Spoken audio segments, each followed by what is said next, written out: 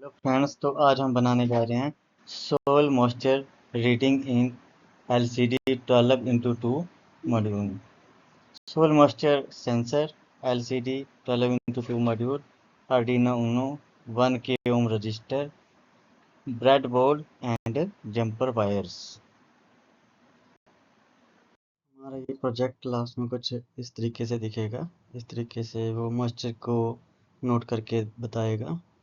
तो आइए देखते हैं ये कैसे बनेगा। तो आइए अब जान लेते हैं सोइल मॉइस्चर सेंसर के बारे में। मीन्स मिट्टी की नमी मापने वाला सेंसर। यह मिट्टी में पानी की मात्रा को मापता है और इसके दो प्रोब लोहे तांबे की छड़ी होती हैं जिन्हें मिट्टी में डाला जाता है। जब मिट्टी गीली होती है तो उसमें करंट आसानी से गुजरता है, आउटपुट ज़्यादा मिल जाता है। जब मिट्टी सूखी होती है तो करंट कम गुजरता है और आउटपुट भी हमें कम मिलता है। तो इसी मैकेनिज़्म के ऊपर ये वर्क करता है। इसके पिंस के बारे में जान लेते हैं। तो इसके अंदर 3 पिंस होती हैं। जो VCC है उसमें हम 3.3 वाट या 5 वाट सप्लाई आर्डिनो से कनेक्ट किया जा सकता है। और ग्राउंड में GND जो यहाँ पे हमें कनेक्शन मिलेगा उसके अंदर हम ग्राउंड को आर्डिनो के ग्राउंड से कनेक्ट कर सकते हैं। सिग्नल हमारे पास दो तरह के रहेंगे, एनालॉग आउटपुट और डिजिटल। तो हम दोनों तरह के सिग्नल इसमें से कनेक्ट कर सकते हैं।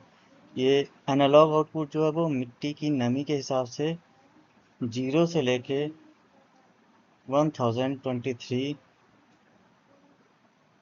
की आउटपुट देता है। और डिजिटल आउटपुट जो है इसमें हमारे पास जो है वो हाई या लो के हिसाब से ही हमें आउटपुट मिलेगी। यहाँ पे एक पिक्चर दिखाई जा रही है आर्डिनो ऊनो की। तो इसके सर्किट्स जो है वो यहाँ पे लिख के बता दिए गए हैं कि कौन सा सर्किट कौन सा काम करता है।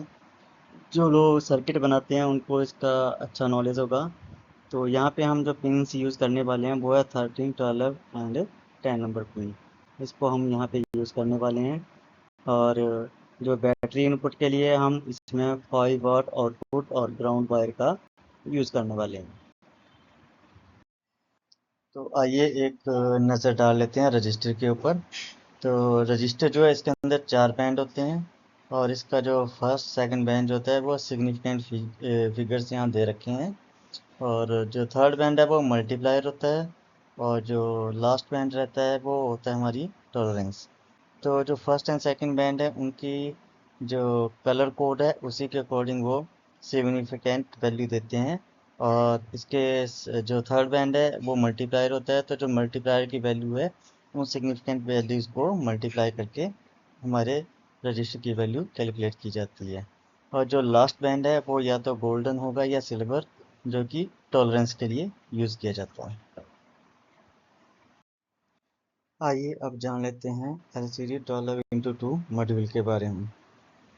LCD 12x2 मॉड्यूल जो है वो एक लिक्विड क्रिस्टल डिस्प्ले है जिसमें 12 अक्षर और 2 पंक्तियाँ लिखी जा सकती हैं, जो सीमित जानकारी प्रदर्शन करने के लिए यूज़ किया जाता है।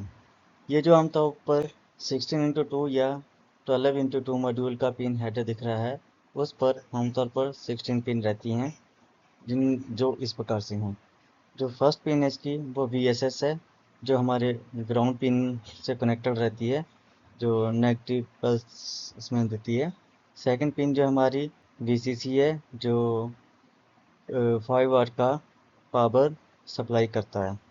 VEE जो कॉन्ट्रैक्ट्स कंट्रोल के लिए यूज़ किया जाता है। इसमें डिस्प्ले की लाइट को कम या ज़्यादा करने के लिए यूज़ किया जाता है। इसको आमतौर पर पोटेंशियोमीटर से भी यूज़ किया जा सकता है। नंबर 4 पे हमारे पास RS रजिस्टर सेलेक्ट।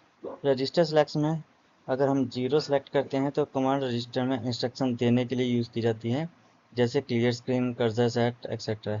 एंड अगर इसमें वैल्यू 1 देते हैं तो डाटा रजिस्टर LCD पर कैरेक्टर लिखने के लिए यूज़ किया जाता है। इसी तरीके से नंबर 5 पे हमारे पास रीड एंड राइट की एक पिन रहती है, जिसमें अगर हम 0 वैल्यू इनपुट करते हैं तो राइट मोड आ जाता है और आर्डिनो से LCD में डाटा भेजा जाता है और वही डाटा फिर ये प्रिंट करता है। और सेकंड मोड होता है जिसमें इसमें 1 की वैल्यू इनपुट की जाती है, जो रीड मोड है। एलसीडी में डाटा पढ़ना बहुत कम यूज़ होता है, तो इसीलिए इस वैल्यू को ज़्यादातर यूज़ नहीं किया जाता। नंबर 6 पे रहता है हमारा इनेबल। इस पिन पर प्लस हाई या लो दिया जाता है, तो जो पल्स के हिसाब से ये कमांड को एग्जीक्यूट कर देता है। नंबर 7 पे हमारे पास D0 से लेके D7 तक 8 पिन्स हैं, और सारे का सारा डाटा जो है यहीं पे ट्रांसफ़र होता है। और यहाँ पे जो डाटा ट्रांसफ़र होता है, 2 मोड रहते हैं हमेशा इसके, 8 bit mode and 4 bit mode. तो जो 8 बिट मोड है उसमें हमारी सारी पिन्स यूज़ की जाती हैं D0 से लेके D7 तक, लेकिन जो 4 बिट मोड है उसमें हम यूज़ करते हैं D4 से लेके D7 तक की पिन्स को। आमतौर पर सभी प्रोजेक्ट्स में इसी को यूज़ किया जाता है। नंबर 8 पे है हमारे पास एलसीडी का पॉजिटिव पॉइंट। तो यहाँ पे हमारी 5 वाट की इनपुट रहती है, और जो लास्ट जो हमारा 16 पिन था जिसमें एलईडी लिखा रहता है, ये हमारा जो है एलसीडी का नेगेटिव पॉइंट को जोड़ता है, मीन्स इसकी ग्राउंड वैल्यू के साथ कनेक्ट करता है। कोड के बारे में जान लेते हैं अब। इसमें हमने देखिए लिक्विड क्रिस्टल को यहाँ पे इंक्लूड कर दिया है कोड के अंदर, और इसको इनिशियलाइज कर दिया है पिन नंबर 12, 11, 5, 4, 3 और 2 के साथ। और एक हमने वेरिएबल ले रखा है मॉइस्चर नाम का। तो एलसीडी को हमने बिगिन कर दिया है 16x2, मीन्स हमारी एलसीडी जो है वो 16x2 वाली है। तो यहाँ पे हम इसको इनिशियलाइज भी 16x2 से करेंगे। एलसीडी का कर्सर हमने पहली रो के पहले कॉलम के ऊपर सेट कर दिया है 0,0 से। इसके बाद हमने लूप के अंदर एक पोटेंशियोमीटर ना होने की वजह से हमने क्या करा है कि एक एनालॉग सिग्नल ऐड कर लिया है, जो पिन नंबर 9 से हमें आउटपुट देगा एज ए पोटेंशियोमीटर। तो इसमें हमने रेशो लगा रखा है 45 का एक स्टैटिक रेशो, ताकि पोटेंशियोमीटर की ज़रूरत ना पड़े।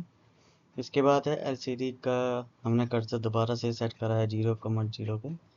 तो इसके बाद हमने प्रिंट करा है इसमें मॉइस्चर वर्ड, और उसके बाद हमने मॉइस्चर को कैलकुलेट करा है एनालॉग रीडिंग से, जो रीडिंग हमारी मॉइस्चर सेंसर से आएगी। इसके बाद उस रीडिंग को हमने जो है एलसीडी की रो नंबर 2 में प्रिंट कर दिया है। एक्चुअल वर्किंग कैसे काम करेगी इसकी, तो ये इसका एक सर्किट बन रखा है, जो वर्किंग कैसे कर रहा है वो आपको दिखाई दे रहा होगा। तो इसी के साथ आज का प्रोजेक्ट हमारा समाप्त होता है।